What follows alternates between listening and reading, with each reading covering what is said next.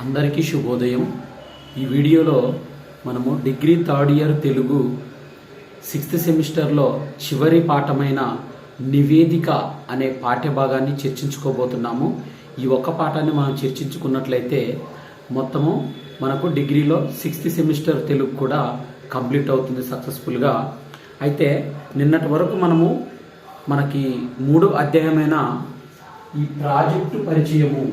Project పరిచయం అనేది ఈ పాఠ్య భాగాన్ని మీకు ఈ సంపాదకులు ఇంట్రడ్యూస్ చేయడానికి గల ముఖ్య కారణం ఏంటంటే, డిగ్రీ ఫైనల్ ఇయర్లో అయిపోయే లోపలనే మిమ్మల్ని పరిశోధనా రంగం వైపు అడుగులు వేసే విధంగా ఈ పాఠ్య భాగాన్ని తీర్చిదిద్దారు. అంటే తెలుగులో విశేషమైన పరిశోధనలు డిగ్రీ స్థాయి నుంచే మీలో పెంపొందించడానికి ఈ ప్రాజెక్టు పరిచయం అనేది మీకు పరిచయం చేయడం జరిగింది.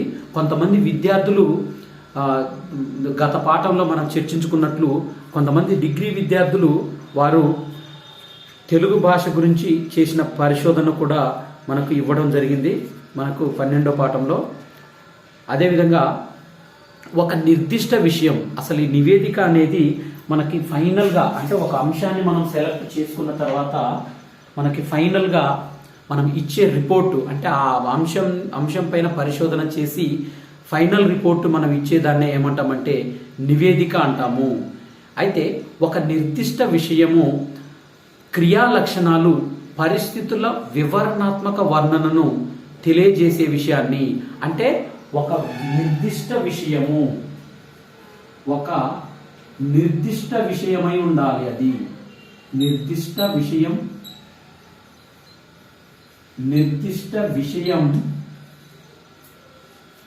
ఒక నిర్దిష్ట విషయము తర్వాత క్రియా లక్షణాలు, ఒక నిర్దిష్ట విషయం తర్వాత క్రియా లక్షణాలు ఉండాలి. దాంట్లో క్రియా లక్షణాలు, ఈ క్రియా లక్షణాలు తర్వాత ఒక నిర్దిష్ట విషయము, క్రియా లక్షణాలు తర్వాత పరిస్థితుల వివరణాత్మక వర్ణన. మనకు పరిస్థితుల వివరణాత్మక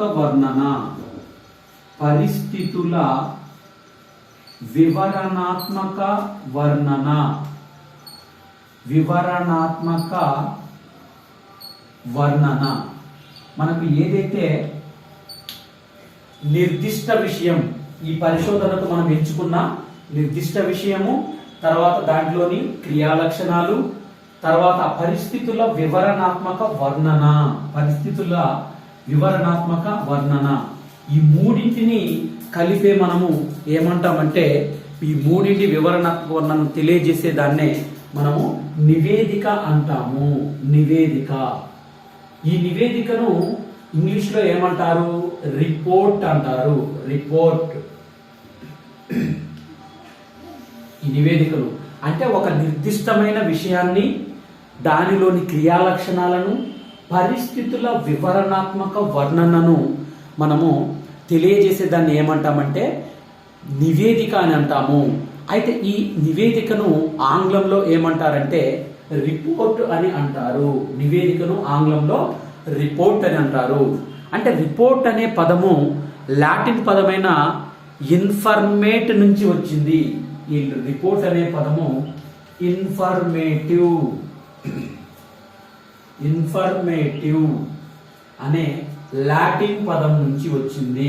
ఈ రిపోర్ట్ అనే పదము ఇన్ఫర్మేటివ్, దీన్నే ఇన్ఫర్మేటివ్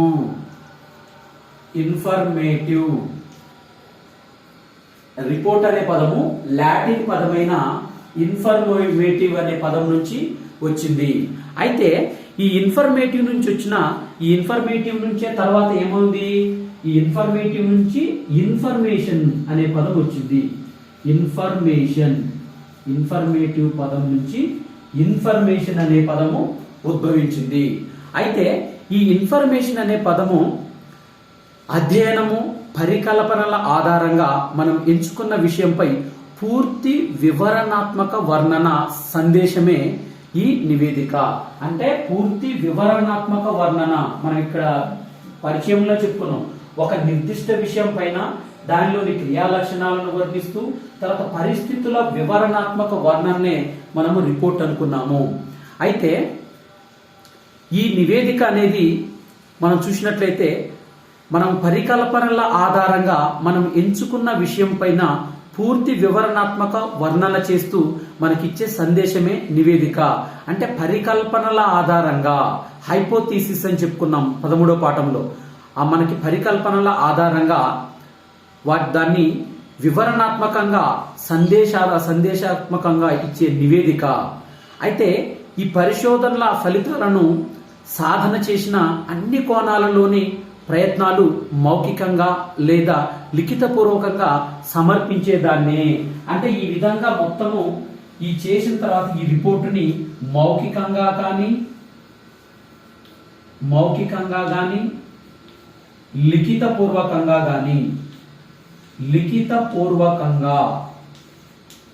లిఖితపూర్వకంగా మనము అందించే రిపోర్ట్ ఏదైతే ఉండదో ఆ రిపోర్టునే మనం ఏమంటామంటే నివేదిక అంటాము.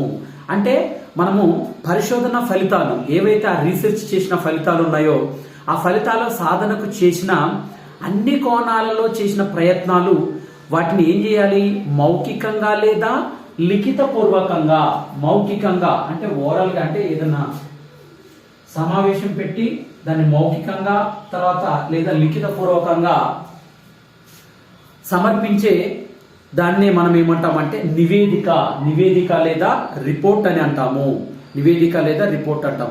అంటే ప్రాజెక్టు పనిలోని ఏమి చేస్తాము, ఎలా చేస్తాము అని పరికల్పన తెలియజేస్తే, మన ఇంతకు ముందు పాఠంలో మనం పరికల్పనలో ఏం తెలియజేసింది 13వ పాఠము.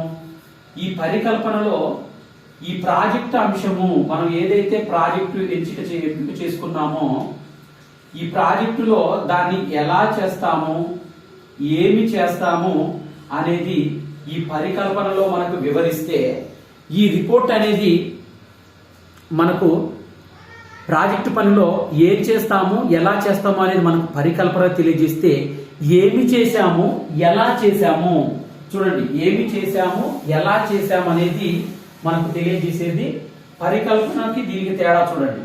నివేదికకు పరికల్పనకు ఏమి చేశాము, ఎలా చేశాము,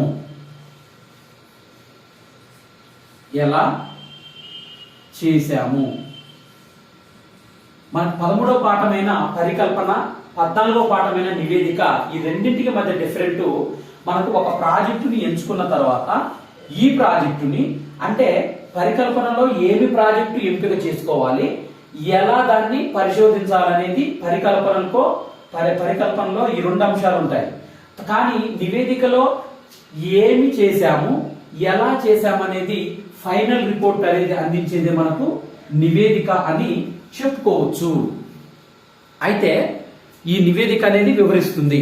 అయితే నివేదికలలో ఎన్ని రకాలు ఉన్నాయి, మరి రిపోర్ట్ రాస్తున్నామని చెప్తున్నాగా, ఈ రిపోర్ట్లలో ఏమేమి రకాలు ఉన్నాయి అనేది ఇప్పుడు మనము చూద్దాము. అంటే ఒక రిపోర్ట్, ఫైనల్ రిపోర్ట్, ఆ రీసెర్చ్ యొక్క ఫైనల్ రిపోర్ట్ ని మనం ఎన్ని రకాలుగా రాయాలి, ఆ ఎన్ని రకాలుగా రాసిన తర్వాత దాన్ని ఎలా సమర్పించాలనే విషయాలు ఇక్కడ నివేదిక రకాలు అనే దాంట్లో మనము చూద్దాము. నివేదిక యొక్క రకాలు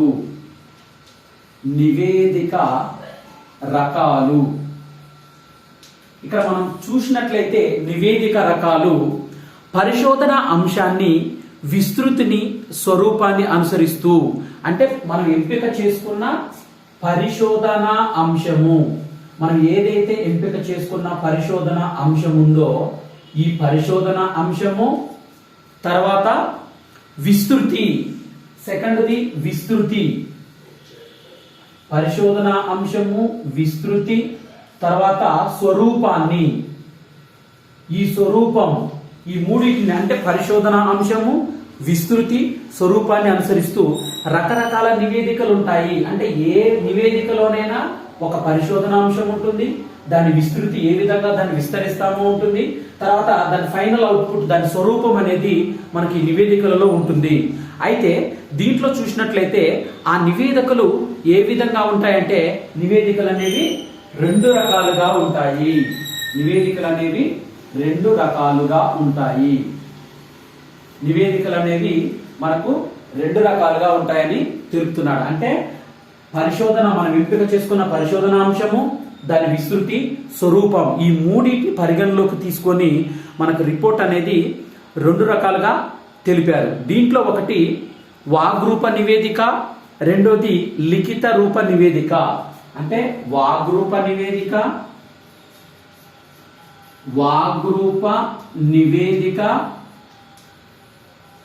రెండవది లిఖిత నివేదిక. అంటే ఓరల్ గా మనం స్పీచ్ ద్వారా ఇచ్చేది ఇదేమో స్పీచ్ వాగ్రూపం, ఇదేమో రిటర్న్ ఫామ్, మనకు ఏదైతే రాసి మనము రిపోర్ట్ ప్రింటెడ్ ఇస్తామో హార్డ్ కాపీ, దాన్ని లిఖిత రూపం. అంటే ఇవి దేని ఆధారంగా కేటగరైజ్ చేశారు?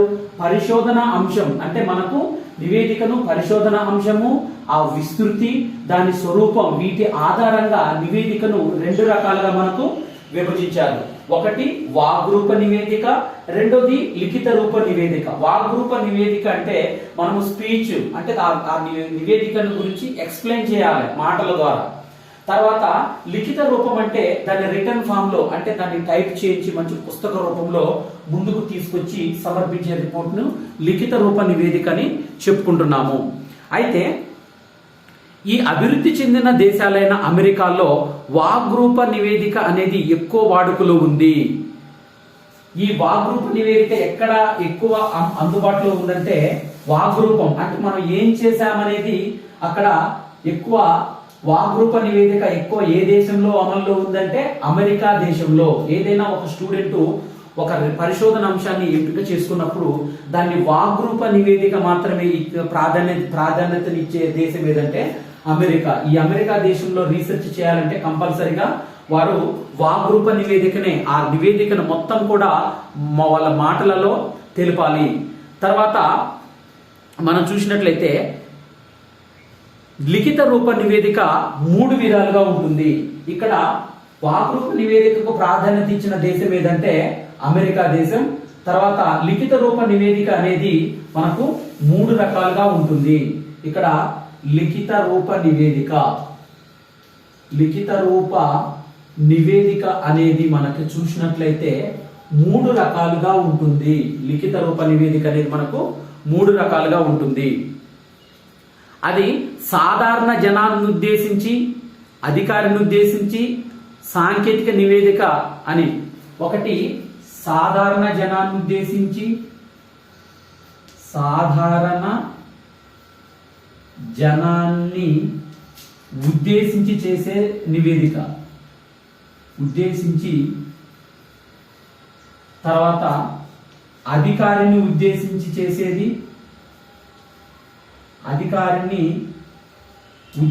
చేసేది, మూడవది శాస్త్ర సాంకేతిక నివేదిక. మూడో దాన్నే మనం ఏమంటామంటే శాస్త్ర సాంకేతిక నివేదిక.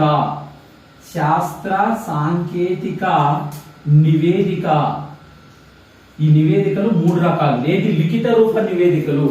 వాగ్రూప నివేదికకు ఎక్కువ ప్రాధాన్యత ఇచ్చిన దేశం ఏదంటే అమెరికా అని చెప్పుకున్నాము. తర్వాత లిఖిత రూప నివేదిక అనేది మనకి మూడు రకాలుగా ఉంటుంది. దాంట్లో ఒకటి సాధారణ జనాన్ని ఉద్దేశించి ఇచ్చే రిపోర్టు, రెండో ఒక అధికారికి సమర్పించే రిపోర్టు, మూడోది శాస్త్ర సాంకేతిక నివేదికలు, అంటే సైన్స్ అండ్ టెక్నాలజీకి సంబంధించిన రిపోర్ట్ ఏదైతే ఉంటుందో ఇవి ఈ మూడు రకాలు అని. దీన్ని మనకి ఎవరు వివరించారు? ఇది ప్రొఫెసర్ గంధం అప్పారావు గారు. ఈ వర్ణన చేసింది ప్రొఫెసర్ గంధం అప్పారావు గారు. ప్రొఫెసర్ గంధం అప్పారావు గారు. ఈ ప్రొఫెసర్ గంధం అప్పారావు గారు ఇతను ఎక్కడ మనకి ఈ విషయాన్ని వివరించారంటే పరిశోధనా పద్ధతులు అనే గ్రంథంలో వివరించాడు. పరిశోధనా పద్ధతులు అంటే డిగ్రీ ఫైనల్ ఇయర్ లో ఉన్న విద్యార్థులు ఎవరైనా పరిశోధన అంశాలను ఎంపిక చేసుకోవడానికి మీరు రీసెర్చ్ వైపు వెళ్ళాలంటే ప్రొఫెసర్ గంధం అప్పారావు గారి పరిశోధనా పద్ధతులని ఈ గ్రంథాన్ని మీరు సేకరించుకొని చదివినట్లయితే దీంట్లో వాగ్రూప నివేదికలు ఏ విధంగా ఉంటాయి, లిఖిత రూప నివేదికలు ఏ విధంగా ఉంటాయి, దాంట్లో సాధారణ జనాన్ని అంటే జనరల్ కామన్ పీపుల్స్ ని నుంచి మనం రిపోర్ట్ సేకరించే ఏ విధంగా ఉంటుంది, అధికారికి ఇచ్చే రిపోర్ట్ ఏ విధంగా ఉంటుంది, తర్వాత శాస్త్ర సాంకేతిక నివేదిక అనేది ఏ విధంగా ఉంటుంది అనేది పరిశోధనా పద్ధతులు అనే గ్రంథము దీంట్లో వివరించింది ఎవరు? ప్రొఫెసర్ గంధం అప్పారావు గారు ఈ గ్రంథంలో మనకు వివరించారు. పరిశోధన పద్ధతులు అనే పుస్తకంలో పేర్కొన్నాడు.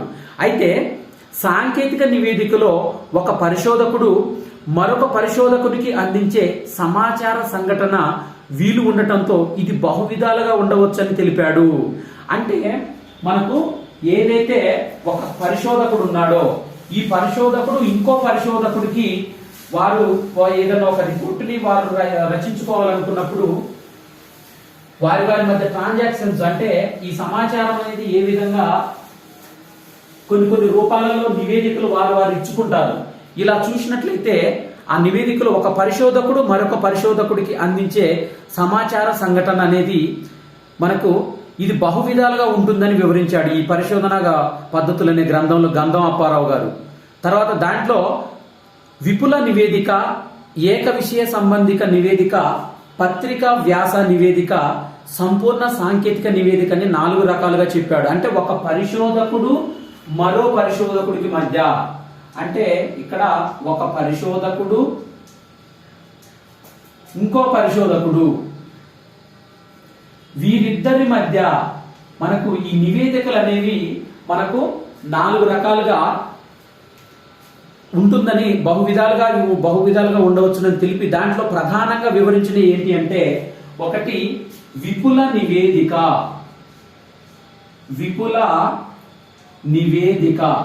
ఒకటి విపుల నివేదిక. ఇక రెండవది చూసినట్లయితే ఏక విషయ సంబంధిత నివేదిక, ఏక విషయ సంబంధిత నివేదిక అంటే ఒకే విషయాన్ని తెలియజేసేది. ఇది విపుల నివేదిక, ఏక విషయ సంబంధిత నివేదిక. ఇక మూడోది చూసినట్లయితే పత్రికల్లో వ్యాస నివేదిక. మూడోది పత్రికల్లో వ్యాస నివేదిక. మనకి పత్రికల్లో వ్యాస నివేదిక అనేది ఉంటుంది.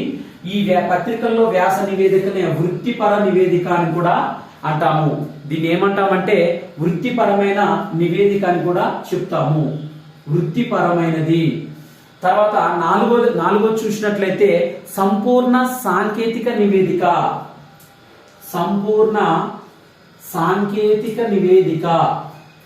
మనకు ఏదైతే ఉందో ఈ సంపూర్ణ సాంకేతిక నివేదిక అని ఈ పరిశోధకుల మధ్య మనకి ఇన్ఫర్మేషన్ అనేది వారు ఏ విధంగా ట్రాన్సాక్షన్ చేసుకుంటారనే దాన్ని బట్టి బహువిధాలుగా ఉంటుంది. దీంట్లో కొన్ని రిపోర్ట్స్ మనకి ఇచ్చారు.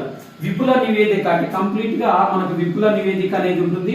తర్వాత ఏక విషయ సంబంధిత నివేదిక అంటే ఒక అంశం తీసుకుంటే ఆ ఒక్క అంశం సంబంధించిన ఏక విషయ సంబంధిత నివేదిక ఉంటుంది. తర్వాత పత్రికల్లో వ్యాస నివేదిక అంటే ఎవరైతే జర్నలిస్టులలో మన జర్నలిజం అనే టాపిక్ లో మనం చర్చించుకున్నామో దాంట్లో ఈ పత్రికల్లో వ్యాసాలకు ఇచ్చే నివేదికలు రిపోర్ట్ రూపంలో కొంతమంది వ్యాసాలు రచిస్తుంటారు. మనం అప్పుడప్పుడు దినపత్రికల్లో చూస్తుంటాం. కేంద్ర ఫైనాన్స్ మినిస్టర్ కానీ, తెలంగాణ స్టేట్ ఫైనాన్స్ మినిస్టర్ కానీ, తర్వాత వివిధ మంత్రిత్వ శాఖలకు సంబంధించిన మంత్రులు వాళ్ళ మంత్రివర్గంలో ఏమన్నా ఆవిష్కరణలు జరిగితే వాటిని వ్యాస నివేదిక పత్రికల్లో వారు ఇస్తుంటారు. తర్వాత సంపూర్ణ సాంకేతిక నివేదిక, ఇది మొత్తం సైన్స్ అండ్ టెక్నాలజీకి సంబంధించిన నివేదికలు అనేవి కూడా ఉంటాయి. అయితే వివిధ రకాల నివేదికలు ఉన్నప్పటికీ పరిశోధన అంశానికి అనుగుణంగా విషయ అంశాలన్నింటినీ దృష్టిలో ఉంచుకొని సంపూర్ణమైన అందమైన ఆకారాన్ని ఇచ్చే ప్రక్రియనే మనము నివేదిక అంటాము. ఒక రిపోర్టు మనకి బయటకు వచ్చేటప్పుడు దాన్ని అందంగా దాన్ని అలంకరించి అంటే మొత్తము డిటిపి అనేది మొత్తం చేయించి హార్డ్ కాపీని ప్రింట్ బయటకు తీసుకొచ్చేటప్పుడు ఒక అందంగా దాన్ని మార్కెట్లోకి తీసుకొస్తారు ఆ నివేదికను. అయితే సూటిగా నిక్కచ్చిగా తేటగా తలుపు వెలుపులు లేకుండా మంచి భాషా పదజాలంతో విశ్లేషణపరమైన భావ వ్యక్తీకరణ రూపమే నివేదిక. అంటే సూటిగా ఉండాలి, తేటగా నిక్కచ్చిగా తెలియజేయాలి. అంటే ఎలాంటి తలుపులు వెలుపులు లేకుండా భాషా పదజాలతో విశ్లేషణపరమైన భావ వ్యక్తీకరణనే ఈ నివేదికని చెప్తున్నారు. అంటే ఒక మాటలో చెప్పాలంటే పరిశోధన సమగ్ర రూపమే నివేదిక. అంటే పరిశోధన యొక్క సమగ్ర రూపము, ఈ పరిశోధన సమగ్ర రూపం మనకు ఏదైతే ఉందో ఈ పరిశోధన యొక్క సమగ్ర రూపాన్ని మనం ఏమంటామంటే ఇంకో మాటలో చెప్పాలంటే నివేదిక అంటాము. ఏదైతే అంశం పైన రీసెర్చ్ చేస్తున్నారో ఆ పరిశోధన యొక్క సమగ్ర రూపాన్నే మనము నివేదికగా చెప్పుకోవచ్చు. ఇంకా ఈ నివేదిక కూడా వివిధ రకాలుగా ఉంటాయి. ఒకటి శాస్త్రీయ నివేదిక, రెండు దర్యాప్తు నివేదిక. శాస్త్రీయ నివేదిక, దర్యాప్తు నివేదిక, తర్వాత శాస్త్ర సాంకేతిక నివేదిక. చూడండి, దీంట్లో సాంకేతిక నివేదిక, ప్రదర్శన నివేదిక, సాంకేతిక నివేదిక, ప్రదర్శన నివేదిక, శాస్త్రీయ నివేదిక, దర్యాప్తు నివేదిక, సాంకేతిక నివేదిక, ప్రదర్శన నివేదిక, వివరణాత్మక నివేదిక. దీంట్లో ఇంకా వివరణాత్మక నివేదికలు ఈ విధంగా ఉంటాయి. అంటే శాస్త్రీయ నివేదిక అంటే సైన్స్ అండ్ టెక్నాలజీకి సంబంధించింది. దర్యాప్తు నివేదిక అంటే ఇన్ఫర్మేషన్ రిపోర్ట్. దర్యాప్తు దాన్ని ఇన్వెస్టిగేషన్ చేస్తారు. ఇన్వెస్టిగేషన్ చేసి ఇచ్చే రిపోర్ట్ ని ఇన్వెస్టిగేటివ్ రిపోర్ట్ అంటారు. సాంకేతికత అంటే టెక్నాలజికల్ కు సంబంధించింది రిపోర్ట్, టెక్నాలజికల్ రిపోర్టు. తర్వాత ప్రదర్శన అంటే మనకి ఎగ్జిబిషన్ పెట్టి ప్రదర్శనిస్తూ రిపోర్ట్ ఇస్తారు. తర్వాత వివరణాత్మకం అంటే అనాలసిస్ చేస్తూ దాన్ని వివరణాత్మకంగా ఇచ్చే నివేదికలు అనేవి ఉంటాయి. వీటిలో అతి ముఖ్యమైనవి వివరణాత్మక నివేదిక. ఇక్కడ శాస్త్రీయ నివేదిక, దర్యాప్తు నివేదిక, సాంకేతిక నివేదిక, ప్రదర్శన నివేదికలో, తర్వాత వివరణాత్మక నివేదికలో వీటన్నింటిలో చాలా ముఖ్యమైన నివేదిక ఏదంటే వివరణాత్మక నివేదిక. అంటే ఈ వివరణాత్మక నివేదికలో ఆ పరిశోధన ఎలా జరిగింది ఏంటిదనేది పూర్తి వివరాలు ఉంటాయి దీంట్లో. అందుకే దీన్ని అతి ముఖ్యమైన నివేదిక. ఇచ్చిన నివేదికలలో అన్నిట్లలో మనకు అత్యంత ముఖ్యమైన నివేదికగా మనము వివరణాత్మక నివేదికను చెప్పుకుంటాము. ఇక నివేదిక తయారు చేసేటప్పుడు ప్రాజెక్టు కృషిలో చివరి మెట్టు నివేదిక తయారు చేయటం అనేది మనం ప్రాజెక్ట్ ఎంపిక చేసుకున్న ప్రాజెక్టులో చివరి మెట్టుగా మనము చెప్పుకోవచ్చు. ఈ ప్రాజెక్టు చేసేవారు తాను ఎంపిక చేసుకున్న అంశంపై నివేదిక తయారులో ప్రత్యేకమైన నైపుణ్యత, అనుభవం ఉండాలి.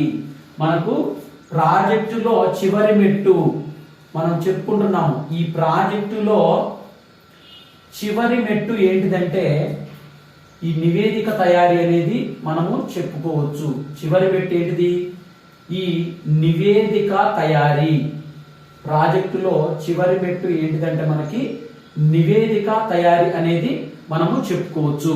దీంట్లో మనకు ప్రదర్శన ఉండాలి, అనుభవం ఉండాలి. నివేదికను తయారు చేసేటప్పుడు ప్రాజెక్టులో మనకు చివరి మెట్టు ఏదంటే దీంట్లో నైపుణ్యత ఉండాలి. ఈ నివేదికను తయారు చేయడంలో అనుభవం కూడా ఉండాలి.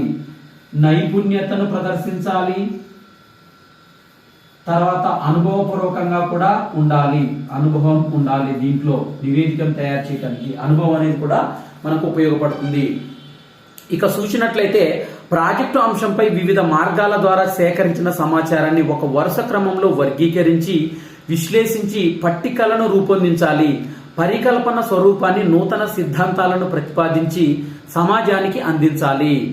ఇక పరిశోధకుడి ప్రతిభా సామర్థ్యము, అతనిలోని అన్వేషణ శక్తిని కూడా మనకు నూతన భావాల రూపకల్పన చేయడానికి కనబరిచిన నేర్పు అతడు వెలువరించే పరిశోధన నివేదికపైనే ఆధారపడి ఉంటుంది. నివేదిక తయారీలో పరిశోధకుడు ఉన్నత ప్రమాణాలను పాటించవలసి ఉంటుంది. అంటే నివేదిక చదివినప్పుడు సులువుగా అర్థం కావాలి. నివేదిక అనేది సులువుగా అర్థం కావాలి. మనకు ఆ నివేదిక చదివినప్పుడు ఎలాంటి వ్యక్తులు చదివినా గానీ ఆ నివేదిక అనేది సులువుగా అర్థమయ్యే విధంగా ఉండాలి. తర్వాత వాక్య దోషం లేకుండా ఉండాలి. ఆలోచన భావాన్ని సూటిగా చెప్పాలి. నివేదిక శాస్త్రీయ పద్ధతిలో ఉండాలి. ప్రాజెక్టు అంశానికి ఒక కొత్త రూపం ఇవ్వాలి. అంటే ప్రాజెక్టు ప్రయోజనాన్ని నివేదిక చివరిలో తెలియపరచాలి. అంటే ఆ ప్రాజెక్టు నుంచి ఏం మెసేజ్ మనం ఇస్తున్నాం అనేది నివేదికలో లాస్ట్ లో తెలియజేయాలి. అంటే పరిశోధన లేదా ప్రాజెక్టు నివేదిక తయారీ ప్రధానంగా 3 భాగాలుగా నియమించుకోవాలి. మొదటి భాగంలో మనం పరిశోధన అనేది 3 భాగాలుగా చేసుకోవాలంటుండ్రు. దీంట్లో ఈ పరిశోధన అనేది నివేదిక తయారు చేసుకునేటప్పుడు 3 భాగాలుగా ఉండాలని చెప్తున్నారు. దీంట్లో మనం చూసినట్లయితే మొదటి భాగము ప్రణాళిక. మొదటి భాగం ఏంటిది? ప్రణాళిక. దాన్ని ఏ విధంగా డిజైన్ చేసుకోవాలనేది మొదటి భాగం ప్రణాళిక. ఇక రెండో భాగం చూసినట్లయితే ప్రధాన విషయ భాగము. ప్రధాన విషయ భాగము. ప్రధాన విషయ భాగం అంటే ఫస్ట్ భాగము ప్రణాళిక, రెండవది ప్రధాన విషయ భాగము, ఇక మూడవది చూసినట్లయితే సంకలనము. మూడవది సంకలనము అంటే మనము రాయడం చేయాలి. అంటే ఫస్ట్ది ప్రణాళిక, ఏ విధంగా రిపోర్టుని చేసుకోవాలన్న ప్రణాళిక, తర్వాత రెండవది ప్రధాన విషయ భాగం, మూడవది సంకలనము. ఇవన్నీ కూడా చాలా ముఖ్య పాత్ర పోషిస్తాయి నివేదికలో. ఈ విధంగా 3 భాగాలుగా మనము డివైడ్ చేసుకున్నాం. దీంట్లో ప్రాజెక్టు పని లేదా పరిశోధన నిర్వహణకు సంబంధించిన విధి విధాన ఆలోచన, స్థల, కాల, ఆర్థిక విషయాలు కూడా ఆ ప్రణాళిక భాగంలో చేరుతాయి. అంటే పరిశోధనలో మనం గ్రహించిన అంశాలను ప్రధాన విషయ భాగంలోనే రాయాలి. ఇది సారాంశాలను మొదటి ప్రతిగా డ్రాఫ్ట్ గా గుర్తిస్తాము. అంటే మనం ఆ నివేదికలో మనం ఏవైతే చెప్తున్నామో, రీసెర్చ్ చేశామో దాన్ని ప్రధాన భాగంలో ఫస్ట్ మనం తెలియజేయాలి.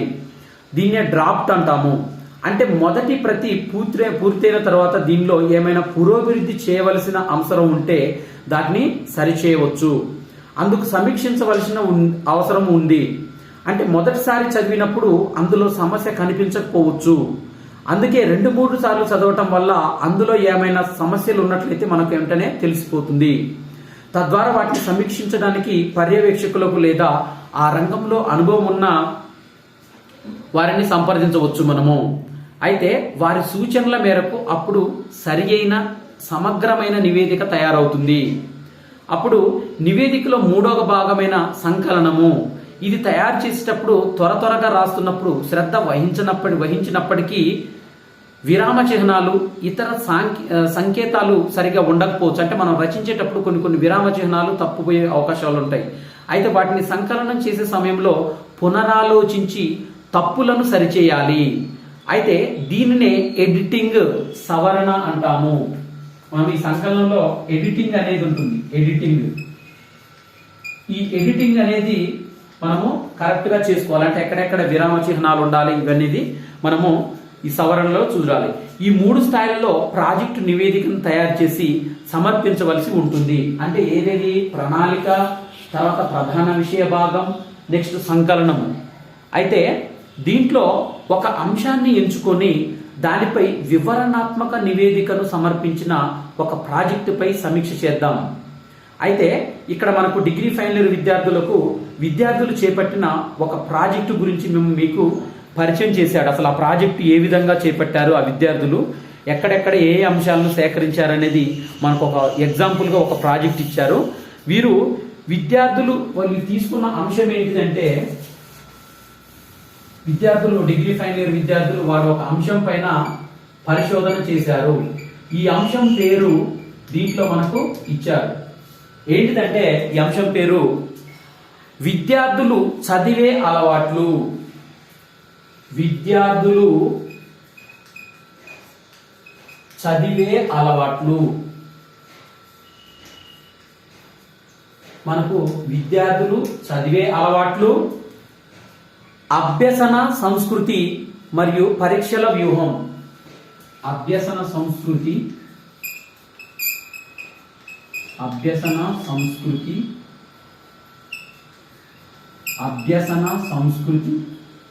మరియు పరీక్షల వ్యూహం.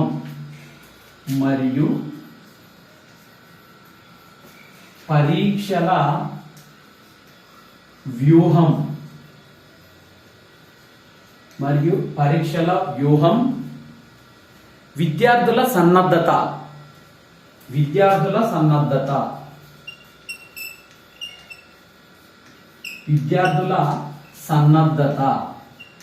అనే అంశాన్ని వీరు ప్రాజెక్టు నివేదికను తయారు చేశారు. ఈ ప్రాజెక్టు నివేదిక, ఈ అంశం పైన నివేదిక, డిగ్రీ ఫైనల్ ఇయర్ విద్యార్థులు తయారు చేసిన నివేదికను మీ అందరికీ అవగాహన తెప్పించడం కోసమని తెలుగు అకాడమీ వారు, ఈ సంపాదకులు మీకు చేర్చారు దీంట్లో. అంటే ఏంటిది ఈ నివేదిక? దీని పేరు విద్యార్థులు చదివే అలవాట్లు, అభ్యసన సంస్కృతి మరియు పరీక్షల వ్యూహం, విద్యార్థుల సన్నద్ధత. ఈ ప్రాజెక్టు నివేదిక అనేది మీకు ఇచ్చారు. అంటే ఈ ప్రాజెక్టును ఎవరు చేశారు? మహబూబాబాద్ ప్రభుత్వ డిగ్రీ కళాశాల. ఎవరు చేశారంటే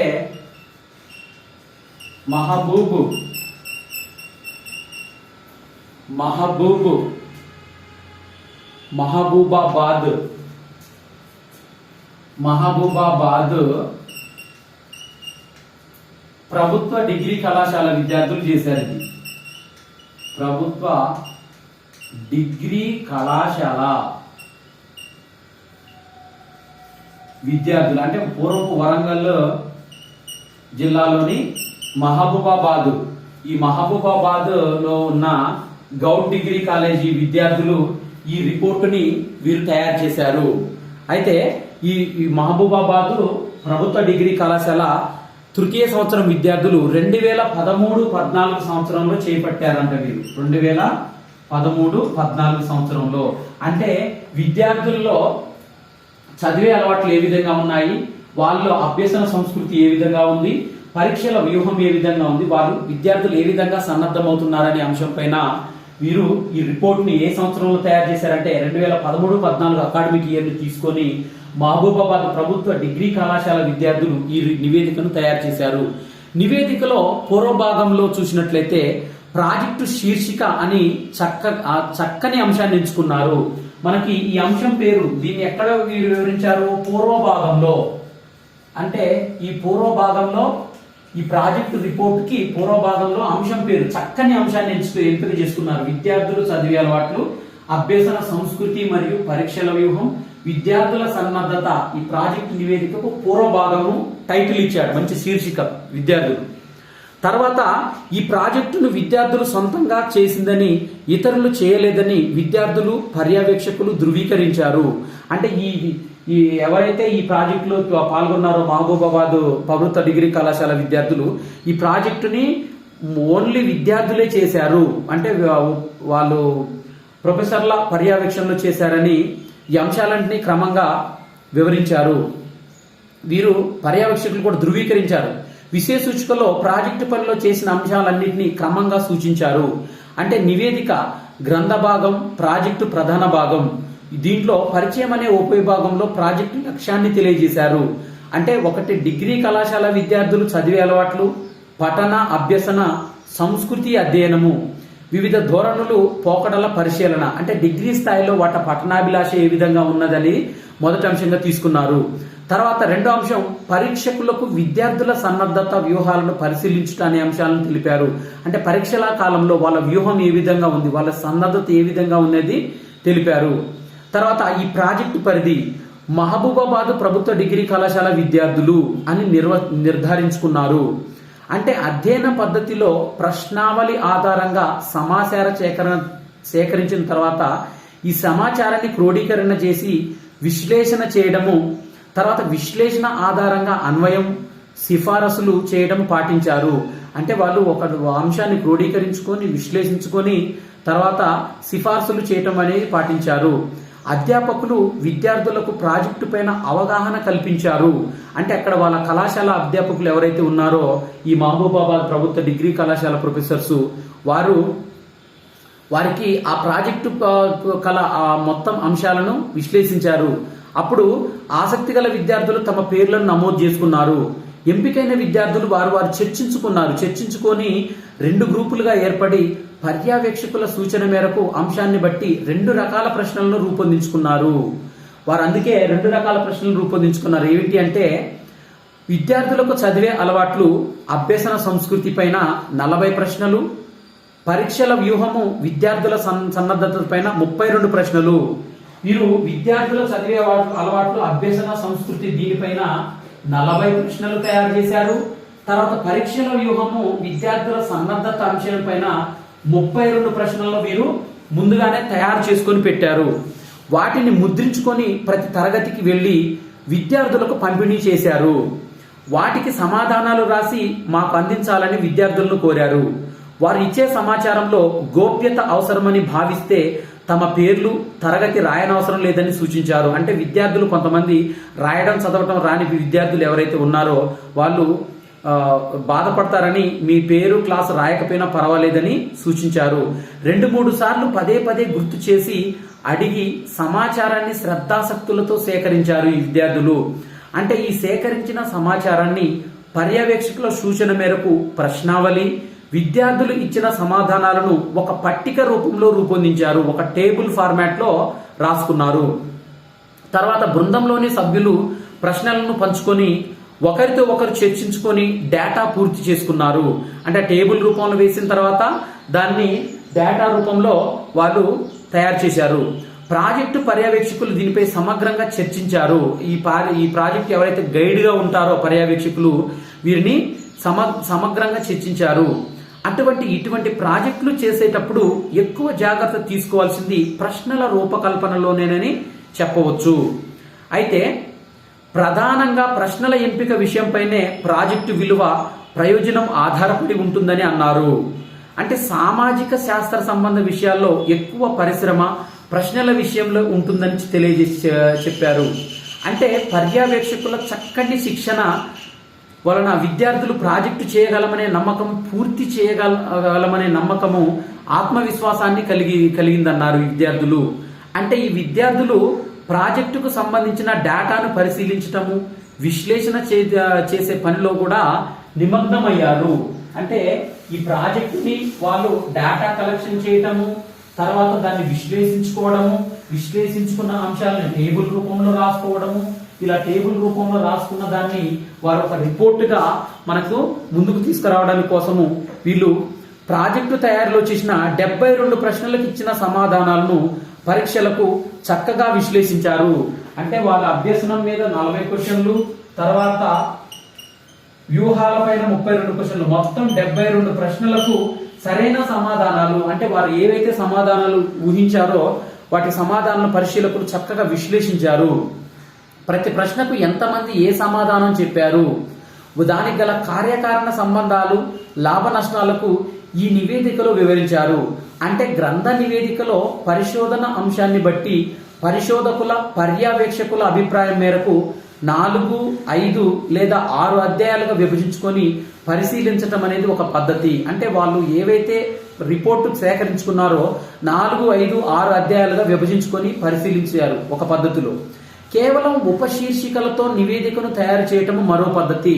అంటే మనం సేకరించిన డేటాను, మనం ఏదైతే డేటాను ఉందో ఈ డేటాను నివేదికల రూపంలో, ఈ నివేదికను అధ్యాయాలుగా, మనకు అధ్యాయాలుగా అంటే 4, 5, 6 అధ్యాయాలుగా వీళ్ళు విడగొట్టారు దీన్ని.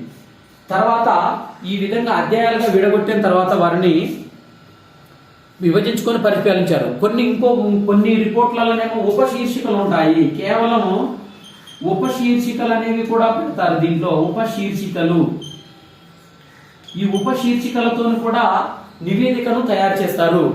అయితే ఈ ప్రాజెక్టు నివేదికలో ఉపశీర్షికల్లో పనిని క్రమంగా పరిశీలించి వివరించారు. అంటే ముగింపులో ప్రాజెక్టు అధ్యయనము చూసినట్లయితే బృందం యొక్క అనుభవం, అంటే ఆ టీం మెంబర్స్ ఎవరైతే ఆ రిపోర్ట్ లో పాల్గొన్నారో ఆ ప్రాజెక్ట్ లో పనిచేసిన వాళ్ళ టీం మెంబర్స్ యొక్క అనుభవము, మూల్యాంకన కమిటీ నివేదిక, అంటే ఈ ఎవరైతే 72 ప్రశ్నలు తయారు చేశారో ఆ 72 ప్రశ్నలను మూల్యాంకనం చేసిన తర్వాత వారిచ్చిన నివేదిక, రిపోర్టు తదితర విషయాలను పొందుపరిచారు. అంటే ఈ ప్రాజెక్టు ప్రయోజనాన్ని మొదట పరిచయ భాగంలోనే తెలియజేశారు. అంటే విద్యార్థులలో అభ్యసన సంస్కృతి, పరీక్షల వ్యూహం అనేది, విద్యార్థుల సన్నద్ధత అనేది మనకు ముందే తెలియజేశారు పరిచయంలోనే. ఇది సాధారణంగా చివరికి ఉంటుంది. అయితే ఈ ప్రాజెక్టులో 5 అంశాలను పేర్కొన్నారు. ఒకటి, విద్యార్థులు చదివే అలవాట్ల గురించి అవగాహన కల్పించడము. రెండో అంశము, చదివే అలవాట్లు అభ్యసన సంస్కృతి గురించి తగు ఆలోచనలు కల్పించి ఆచరణకు ప్రేరేపించటము.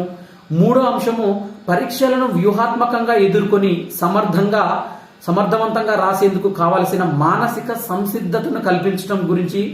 ఇక నాలుగో అంశము, శాస్త్రీయ పద్ధతిలో విషయ విశ్లేషణ జరిపి స్టడీ స్కిల్స్ గురించి. మనకు శాస్త్రీయ పద్ధతిలో ఈ స్టడీ స్కిల్స్ పిల్లలలో ఏ విధంగా ఉండాలనేది ఈ స్టడీ స్కిల్స్ కు సంబంధించిన అంశాలను తర్వాత స్టడీ స్కిల్స్ కు సంబంధించిన సూచనలు ఇచ్చారు. ఇక ఐదో అంశంలో వ్యక్తిగత సామర్థ్యాలు పెంపుదల, కళాశాల ఉత్తీర్ణత శాతము పెంపుదలకు విడిగా బృందాలుగా కృషి సాగించేందుకు తగిన ఆలోచన కలిగింపజేయటము. ప్రతి పరిశోధన ప్రాజెక్టుకు ప్రయోజనం తప్పనిసరిగా ఉంటుందని ఈ మహబూబాబాద్ ప్రభుత్వ డిగ్రీ కళాశాల విద్యార్థులు మనకు ఈ రిపోర్టుని అందించారు. ఇక ఇంకొక సంక్షిప్త నివేదిక, ఇంకో అధ్యయనాన్ని మనము ఇంకొక నివేదికను మనం పరిశీలించినట్లయితే, వీళ్ళు ఎవరైతే మహబూబాబాద్ డిగ్రీ కళాశాల విద్యార్థులు 72 ప్రశ్నలు తయారు చేసుకుని విద్యార్థుల్లో అభ్యసన సంస్కృతి, వారు ఎగ్జామ్ ప్రిపరేషన్ వ్యూహం అనేది ఇదొక రిపోర్టు. తర్వాత ఇంకొక రిపోర్టును మనం చూసినట్లయితే ఇంకొక రిపోర్ట్ ఇచ్చారు మీకు. దీంట్లో ఇంకోటి ఏంటంటే సిద్దిపేట జిల్లా శాసనాలు. ఒకటేమో స్టడీ పైన, ఇంకోటేమో సిద్దిపేట జిల్లా శాసనాల పైన ఇంకో రిపోర్ట్ తయారు చేశారు. సిద్దిపేట జిల్లా శాసనాలు, సిద్దిపేట జిల్లా పరిశోధన అంశం ఇది. ఈ పరిశోధన అంశం ఏంటిది? సిద్దిపేట జిల్లా శాసనాలు అనేది ఇంకో పరిశోధన కూడా మనకు మన సంపాదకులు అందించారు. ఈ సిద్దిపేట జిల్లా శాసనంలో వెతకగలిగే ఓపిక ఉంటే 1 కోటి సంవత్సరాల క్రితము మన తాత ముత్తాతల పాదముద్రలను సైతం మనం స్పృశించగలమని సుప్రసిద్ధ చరిత్ర పరిశోధకులు దామోదర ధర్మానంద కోశాంబి అంటే డిడి కోశాంబి అంటారు. అంటే మనం వెతకగలిగితే మనకు మన తాత ముత్తాతల పాదముద్రలను కూడా కనిపెట్టవచ్చు అంటే రీసెర్చ్ చేసేది అంత ప్రాముఖ్యతను వివరించారు. అంటే మనము ప్రతి ప్రాదేశిక ప్రాంతానికి నిర్దిష్టమైన సరిహద్దులు ఉన్నప్పుడు దేశ కాల సామాజిక పరిస్థితులకు అనుగుణంగా అవి మార్పు చెందుతూ ఉంటాయి.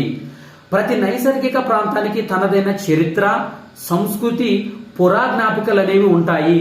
మనం ఏ నైసర్గిక పరిస్థితి చూసినా కానీ దానికి చరిత్ర ఉంటుంది, సంస్కృతి ఉంటుంది, తర్వాత పురాజ్ఞాపకాలు అనేవి ఉంటాయి. మనం ఎక్కడ ఏది చూసినా కానీ పురాజ్ఞాపకాలు అనేవి కూడా ఉంటాయి. పురాజ్ఞాపకాలు అనేవి కూడా ఉంటాయి. అంటే ఏ ప్రాంతం చూసినా ఆ ప్రాంత చరిత్ర ఉంటుంది, ఆ ప్రాంతానికి ఒక సంస్కృతి ఉంటుంది, ఆ ప్రాంతంలో పురాజ్ఞాపకాలు అనేవి ఉంటాయని దీంట్లో తెలియజేశారు. తెలంగాణ రాష్ట్రం ఆవిర్భవించాక పరిపాలనా సౌలభ్యం కోసం ఏర్పాటైన నూతన జిల్లాలో ఈ సిద్దిపేట జిల్లా అనేది ఒకటి. అంటే పూర్వపు మెదక్ జిల్లా నుంచే ఈ సిద్దిపేట అనేది ఏర్పడింది. అప్పటి వరకు మెదక్, కరీంనగర్, వరంగల్ జిల్లాల్లో అంతర్భాగంగా ఉన్న కొన్ని ప్రాంతాలు కలిసి సిద్దిపేట జిల్లా ఆవిర్భవించింది. అంటే ఈ సిద్దిపేట జిల్లాలోని వివిధ ప్రాంతాలలో ఆది మానవుడి జీవావరణ అవశేషాల నుంచి ఆధునిక మానవుడి వర్త విశేషాల వరకు అనేక చారిత్రక ఆధారాలు కనిపిస్తాయి. అయితే ఈ చారిత్రక, సాంస్కృతిక, భాషా ప్రాధాన్యతలను సంతరించుకున్న ఈ ప్రాంత నైసర్గిక నేపథ్యం అధ్యయనం చేసే క్రమంలోనే సిద్దిపేట ప్రభుత్వ స్నాతక కళాశాల విద్యార్థులు ఈ ప్రాజెక్టుని చేపట్టిన వాళ్ళు ఎవరు? సిద్దిపేట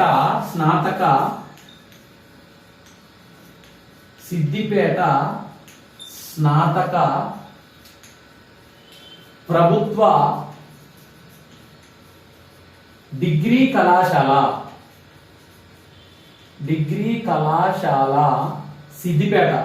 సిద్దిపేట స్నాతక ప్రభుత్వ డిగ్రీ కళాశాల విద్యార్థులు ఎవరైతే ఈ దీంట్లో పాల్గొన్నారో వీరు సిద్దిపేట ప్రభుత్వ స్నాతక కళాశాల విద్యార్థులు. ఎస్ భరత్, బి స్రవంతి,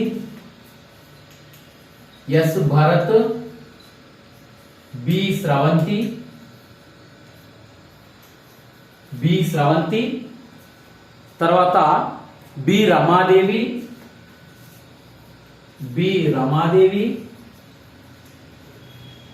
ఎస్ కిషన్,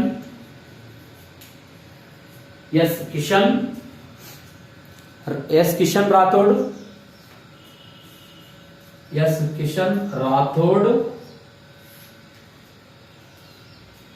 ఎం శ్రీ హర్షారెడ్డి,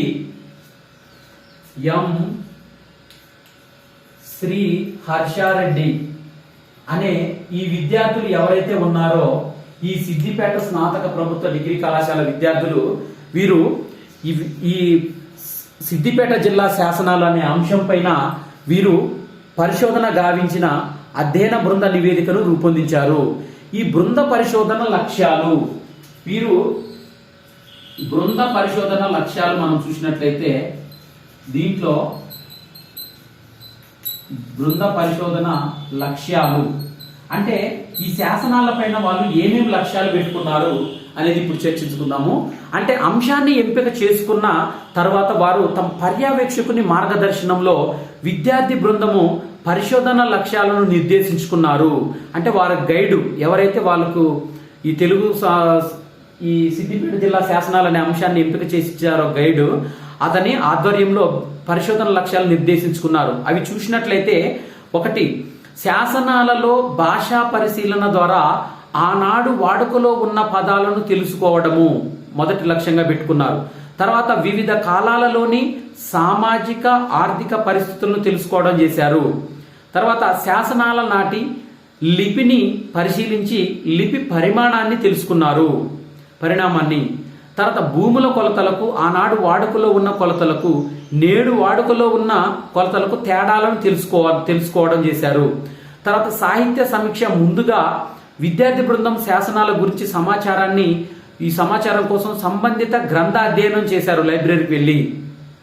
తర్వాత ఆంధ్రప్రదేశ్ ఇన్స్క్రిప్షన్స్, మెదక్, కరీంనగర్, వరంగల్ జిల్లాల సంపుటాలు, జై తెలంగాణ శాసనాలు, పివి పరబ్రహ్మ శాస్త్రి ఈ పుస్తకాలను చదివారు. తర్వాత కాకతీయుల చరిత్రను తెలుసుకున్నారు. తెలంగాణ శాసనాలు, గడియారం రామకృష్ణ శాస్త్రి కవి వీరి పుస్తకాలు చదివారు. తర్వాత శాసన సంపుటి బిఎన్ శాస్త్రి గారి శాసన సంపుటిని చదివారు. కాకతీయుల శాసనాలు, ఆంధ్ర భాష పరిశీలన, డాక్టర్ ఎన్ఎల్ఎన్స్ ఆచార్యులు గారి పుస్తకాన్ని చదివారు. మెదక్ సీమ సర్వస్వం, శాస్త్రుల రఘురామ శర్మ గారి పుస్తకం చదివారు. మెదక్ మండల సాహిత్య చరిత్ర, మాల్యాల దేవిప్రసాద్ గారి పుస్తకాన్ని చదివారు. తెలుగు లిపి ఆవిర్భావ వికాసాలు, ప్రొఫెసర్ శ్రీపాద సుబ్రహ్మణ్యం గారి పుస్తకాన్ని చదివారు. తెలంగాణలో శాతవాహనుల వారసత్వం, ఈమని నాగిరెడ్డి గారి పుస్తకాన్ని చదివారు. తర్వాత వీటితో పాటు భారతి, మూసీ పత్రికల ప్రత్యేక సంచికలను వీరు చదివారు. అంటే ఈ పరిశోధన లక్ష్యాల్లో వీటిని చదువుకుంటూ వారు చేశారు. నెక్స్ట్, బృంద పరిశోధనా పద్ధతులు. ఈ బృంద పరిశోధనా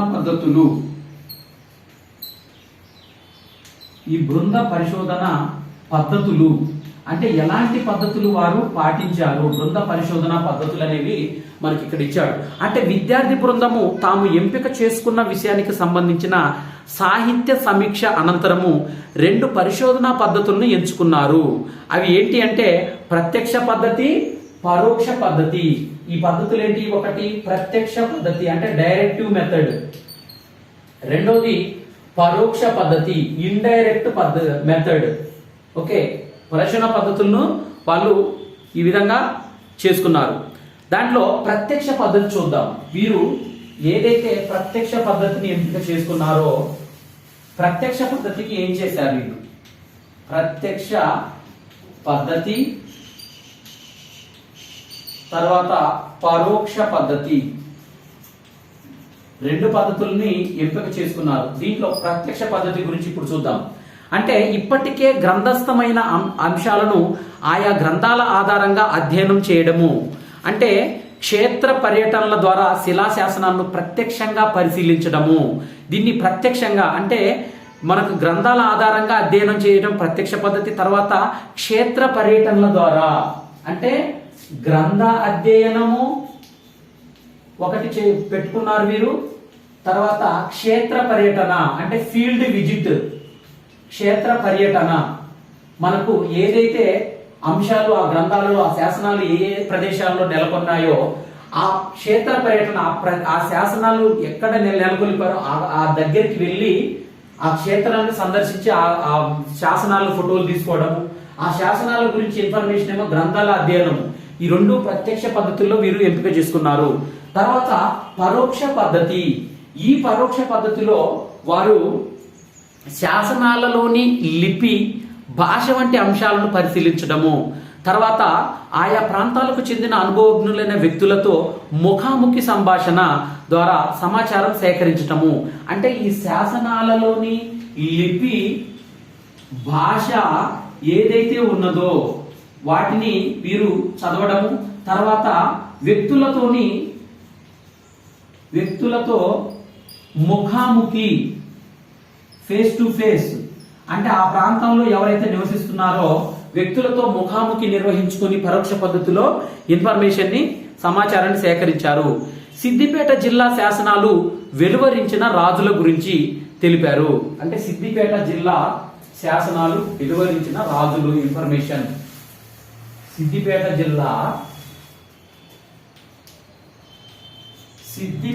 జిల్లా శాసనాలు వెలువరించిన రాజులు. ఈ వెలువరించిన రాజులు ఎవరైతే ఉన్నారో ఆ రాజుల పేర్లను మనకు ఇక్కడ ఇచ్చారు. సిద్దిపేట జిల్లా శాసనాలను వెలువరించిన రాజులు ఇక్కడ చూసినట్లయితే కళ్యాణి చాళుక్యులు,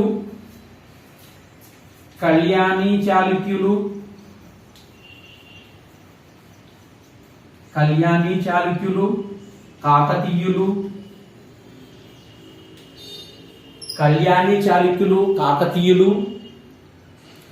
కందూరి చోళులు,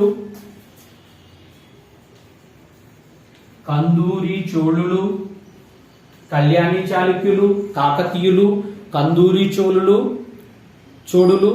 పద్మనాయకులు,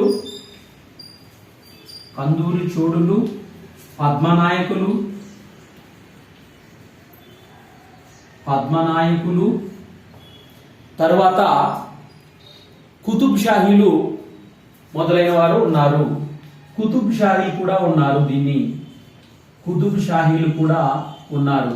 అంటే ఈ సిద్దిపేట జిల్లా శాసనాల్లో వీటిని వెలువరించిన రాజులు ఎవరంటే కళ్యాణి చాళుక్యులు, కాకతీయులు, కందూరి చోళులు, పద్మనాయకులు, కుతుబ్ షాహీలు అని ఈ నివేదికలో వీళ్ళు వివరించారు.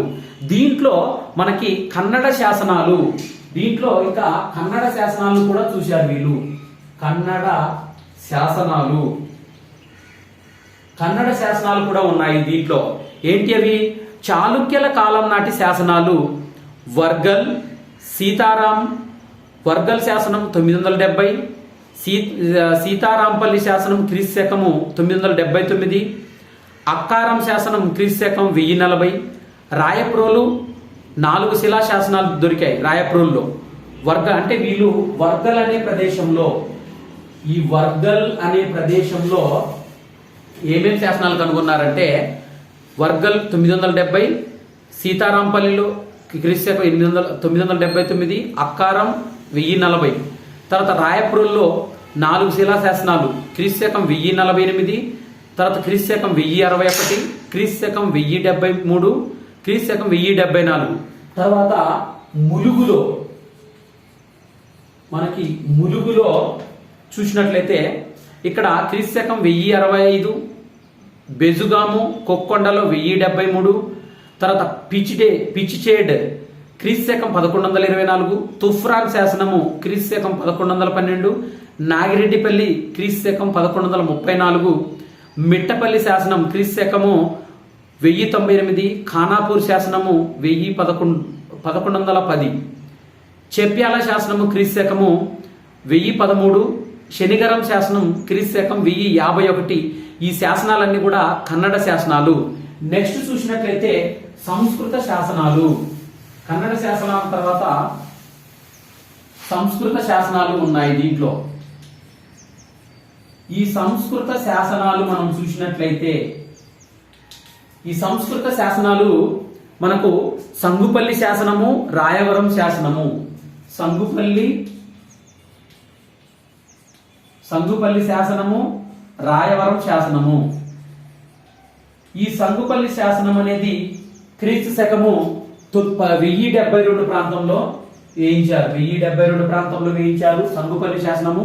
నెక్స్ట్ రాయవరం శాసనం అనేది క్రీస్తు శకము 1386 సంవత్సరంలో ఏర్పాటు చేశారు దీన్ని. అంటే సంస్కృత శాసనాలు కూడా ఉన్నాయి ఇక్కడ.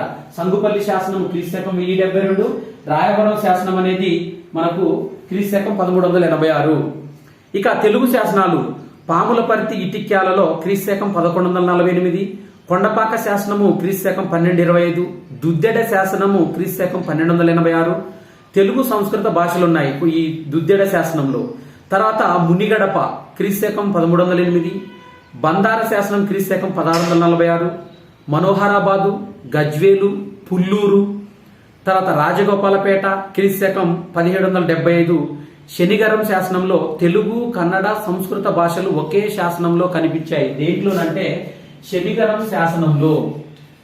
ఈ శనిగరం శాసనం ప్రత్యేకత ఏంటిదంటే విద్యార్థులు గుర్తించింది, తెలుగు, కన్నడ, సంస్కృత భాషలు ఈ ఒకే శనిగరం శాసనంలో ఉన్నాయంట. తర్వాత బృంద పరిశోధన ఫలితాంశాలు. బృంద పరిశోధన ఫలితాంశాలు.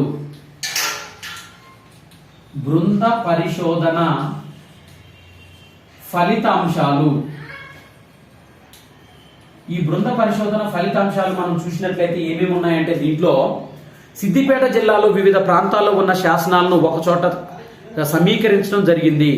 తర్వాత భాషా సాహిత్యము, లిపి, సాంస్కృతిక, చారిత్రక అంశాల పరిశోధనకు ఈ ఆధారాలు ఉపయోగపడతాయి. తెలుగు లిపి పరిణామ క్రమాన్ని పరిశీలించేందుకు అవకాశం ఏర్పడింది దీని ద్వారా.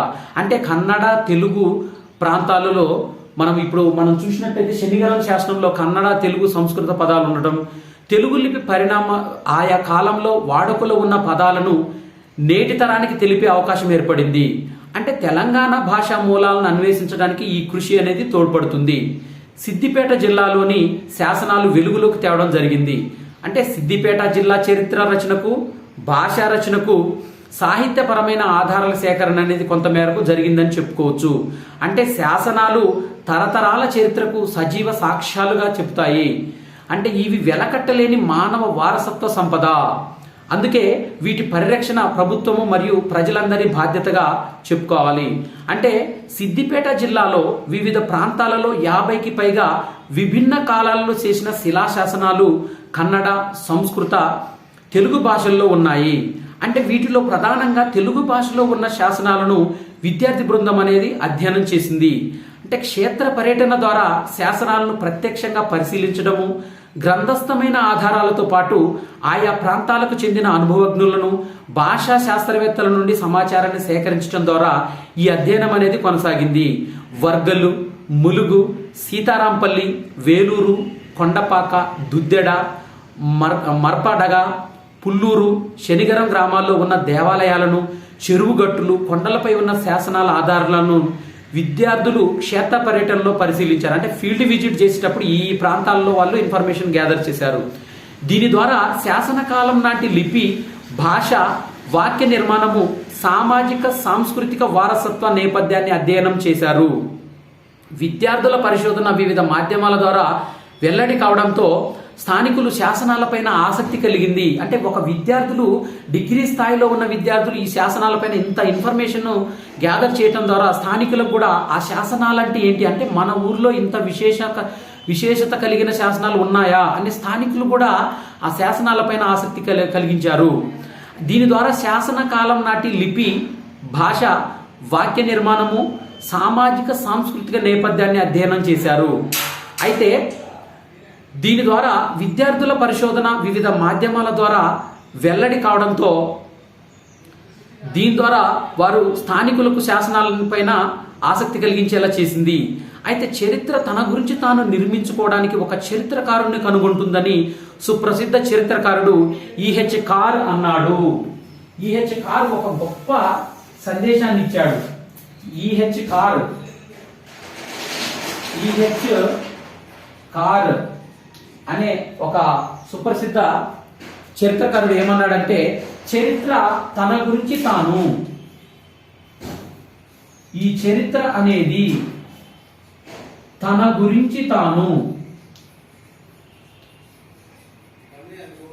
తన గురించి తాను నిర్మించుకోవడానికి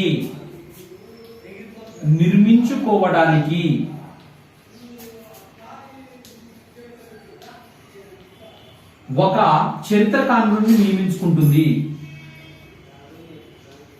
ఒక చరిత్రకారుణ్ణి నియమించుకుంటుంది అని ఒక గొప్ప కొటేషన్ ఇచ్చాడు ఈహెచ్ కార్.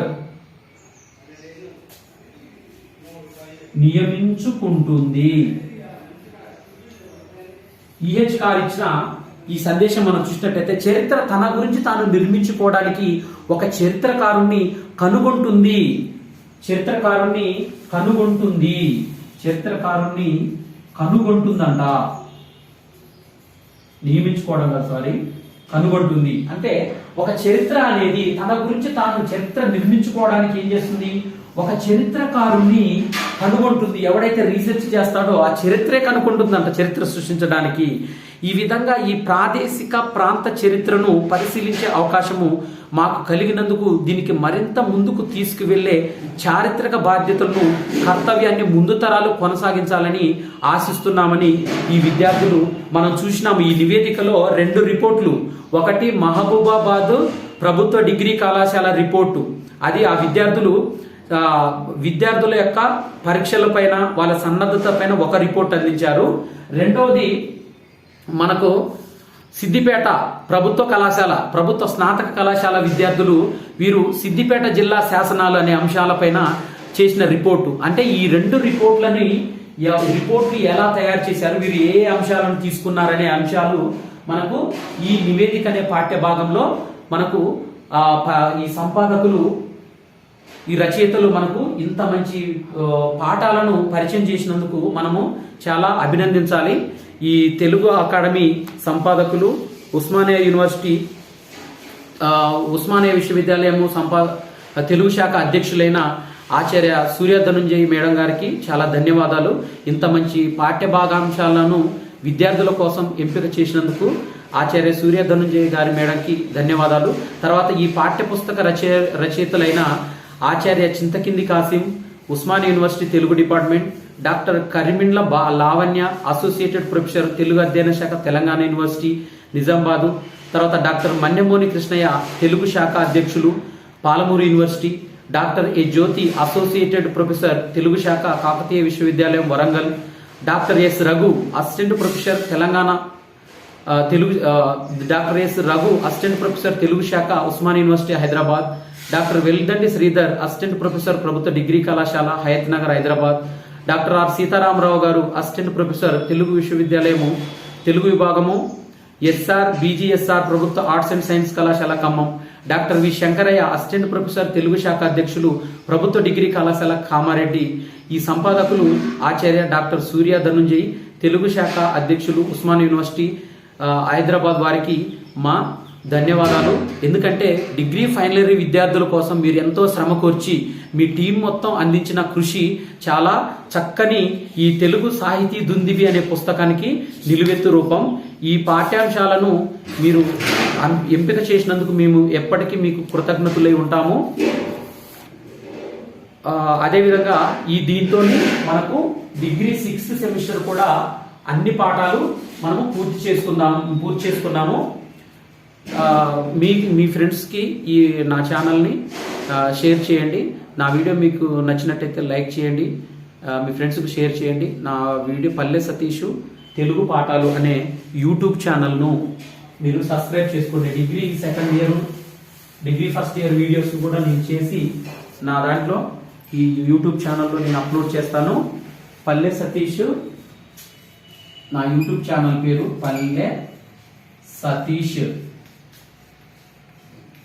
పల్లె సతీష్ తెలుగు పాఠాలు.